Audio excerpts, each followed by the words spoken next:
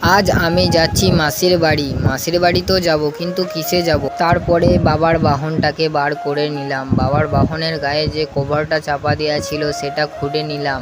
তোমরা তো জানো 2-3 ধরে খুব বৃষ্টি হচ্ছিল, তাই কভারটা চাপা দেওয়া ছিল। কভারটা যেমন তেমন করে গুটিয়ে আমি কভারটাকে রেখে আমার বাবার বাহনটা বার করে নিলাম।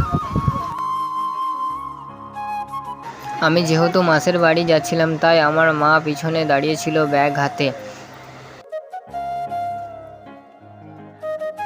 তারপর আস্তে আস্তে মাসির বাড়ির দিকে রওনা দিলাম।